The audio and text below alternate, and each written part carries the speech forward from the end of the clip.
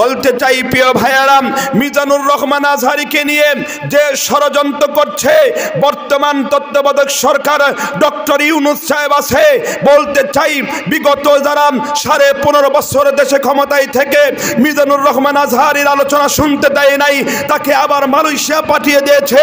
আবার কোনো রাজনীতির কারণে যদি মিজানুর রহমান আজহারী এদেশ থেকে যায় তাহলে কাউকে ছাড় দেওয়া হবে না।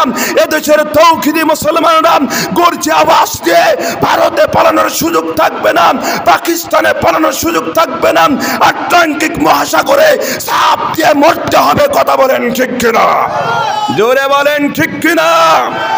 আমার ভাইয়ারাম, বিগত দিনের কথা বলি, তিনি একদিন নয়, 2 দিন নয়, ডক্টর মিজানুর রহমান আল আজহারী তিনি কিন্তু যখন আওয়ামী লীগ ক্ষমতায় ছিল, ওই সরকার ক্ষমতায় ছিল, বলেন তো একদিনের জন্য মাওলানা মিজানুর রহমান আল আজহারীর ওয়াজ শোনেন, দেখবেন সেখানে কোনোদিন সরকারের বিরুদ্ধে কোনো কথা বলেন নাই।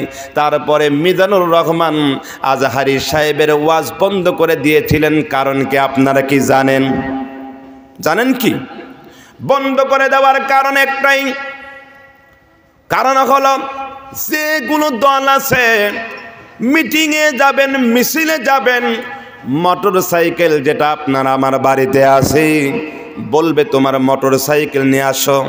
মোটর সাইকেল নিয়ে আসার পরে কি করবে? বলবে গাড়ির তেল যত লাগে ওঠাও, তারপরে শোডাউন দেওয়া লাগবে, তেল ছাড়া কোনো গাড়ি চলবে না, কোনো মিছিলেও যাবে না, কোনো মিটিংয়েও যাবে না, কারোর জন্য মিছিল করবে না। কিন্তু ওয়াল্লাহি আল্লাহর কসম করে বলি, মিজানুর রহমান আজহারী যখন ওয়াজ করলেন, বিগত দিনে যারা ক্ষমতায় ছিল দীর্ঘদিন, সে সময় ওই আল্লামা মিজানুর রহমান আজহারী সাহেবের 10 লক্ষ মুসলমানেরা কোরআনের কথা শুনেছে। জোরে বলেন ঠিক কিনা? তারা চিন্তা করেছে এভাবে যদি আজহারীর ওয়াজি লোক হয়, আলোচনা শুনে, তাহলে আমাদের ক্ষমতা থেকে আমাদের তারা তাড়িয়ে দিবে। কথা বলেন ঠিক কিনা? এই জন্য বন্ধ করে দিয়েছিল। কিন্তু এখন বর্তমান আবারও পড়া শুরু করেছে, জ্বলা শুরু করে দিয়েছে। কথা বলেন ঠিক কিনা? আজ হোক কাল হোক আসবে রে বিজয়, একদিন আসবে রে বিজয়। জোরে আল্লাহু আকবার।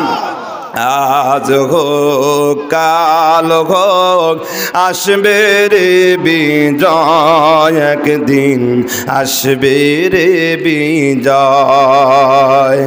কালেমার সঙ্গীন হাতে নিয়ে বাদার সাগর পাড়ি দিয়ে, জালিমের পাশান বাতিলের দুর্গ করব করব করব ক্ষয়।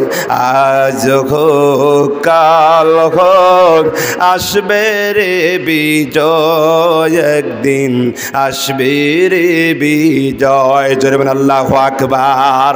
বিজয় বর্তমান শুরু হয়েছে প্রিয় ভাইয়ারাম। ডক্টর শফিকুর রহমান যখন তার মন থেকে যখন কথা বলে, ইসলামের কথা বলতে গিয়ে মানুষ দলে দলে ইসলামের দিকে এত পরিমাণে আগায় আসতেছে। শুধু তাই নয়, প্রত্যেকটি ওয়ার্ডে নয়, ইউনিয়নে নয়, প্রত্যেকটি বাড়িতে বাড়িতে বাংলাদেশ জামাত ইসলামের কর্মী তৈরি হয়ে যাচ্ছে, জামাত শিবিরের সৈনিকরা তৈরি হয়ে যাচ্ছে। এদেশ শাসন হবে কোরআন দিয়ে, ইসলাম দিয়ে। এদেশ শাসন করতে চায় ইসলামী পন্থী মানুষগুলো, এদেশ কোরআন দিয়ে শাসন চলুক। কারা কারা কোরআনের পক্ষে আছেন হাত উঠা। আল্লাহু আকবার বলেন, আল্লাহু আকবার বলেন। আমার প্রিয় ভাইয়ারাম, তাই মিজানুর রহমান আজহারী সাহেব তিনি প্রথম কক্সবাজারে যখন ওয়াজ করতে এসেছিলেন, আপনার কি মনে আছে? সেখানে 15 লক্ষ মানুষ ওয়াজ শুনেছেন। সুবহানাল্লাহ বলেন। কত লক্ষ? টাকা দেওয়া লাগছে, অর্থ করে দেওয়া লাগছে।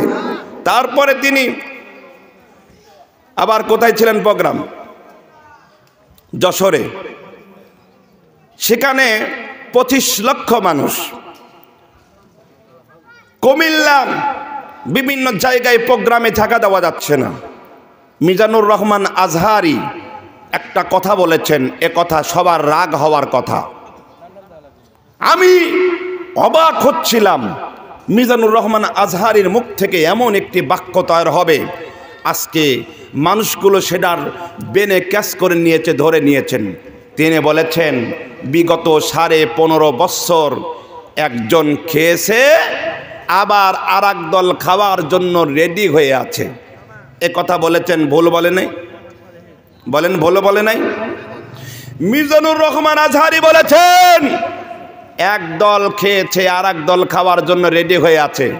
বাংলাদেশে মাত্র 2টা দল, একটা দল হলো আওয়ামী লীগ, আর একটা দল হলো বিএনপি।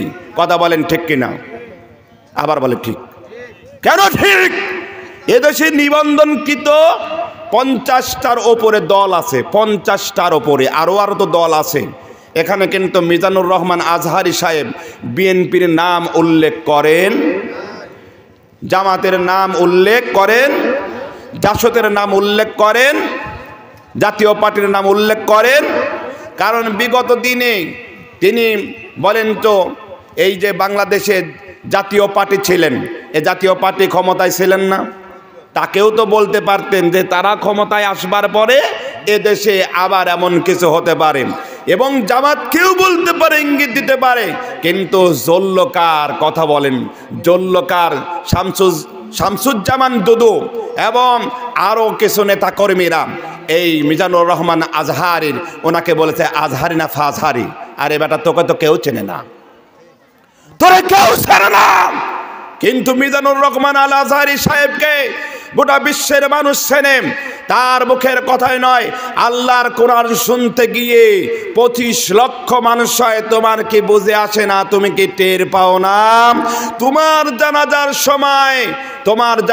সময় বলে আলহামদুলিল্লাহ। আর মিজানুর রহমান আজহারী নয়, আলেম ওলামা এবং হাসিগুন মারা গেলে তার জন্য দোয়া করে। কথা বলেন ঠিক কিনা? জোরে বলেন ঠিক কিনা? বলতে চাই প্রিয় ভাইয়ারাম, মিজানুর রহমান আজহারীকে নিয়ে যে ষড়যন্ত্র করছে বর্তমান তত্ত্বাবধায়ক সরকার ডক্টর ইউনূস সাহেব আছে, বলতে চাই বিগত যারা 15.5 বছর দেশে ক্ষমতায় থেকে মিজানুর রহমান আজহারীর আলোচনা শুনতে দেয় নাই, তাকে আবার মালয়েশিয়া পাঠিয়ে দিয়েছে। আবার কোন রাজনীতির কারণে যদি মিজানুর রহমান আজহারী এদেশ থেকে যায়, তাহলে কাউকে ছাড় দেওয়া হবে না। এদেশের তৌহিদি মুসলমানরা গর্জে আওয়াজ দিয়ে ভারতে পালানোর সুযোগ থাকবে না, পাকিস্তানে পালানোর সুযোগ থাকবে না, আটলান্টিক মহাসাগরে চাপ দিয়ে মরতে হবে। কথা বলেন ঠিক কিনা? জোরে বলেন ঠিক কিনা? এবং আমি মাসুদ রানা মিলন চ্যালেঞ্জ করে বলে গেলাম, মিজানুর রহমান আজহারীকে যদি এই বাংলার তৌহিদি মুসলমানদের থেকে আলাদা করতে চায় এবং আবার এদেশ থেকে তাড়ানোর জন্য কোনো যদি ষড়যন্ত্র করে, যদি তত্ত্বাবধায়ক সরকারের কাছে যদি এই ফেসিবাদী মানুষগুলো আবার একত্রিত হয়ে যদি কাজ করে, আমরা তাদের জন্য মামলা করব। কথা বলেন ঠিক কিনা? তাদেরকে ছাড় দেওয়ার কোনো সুযোগ, কথা বলেন।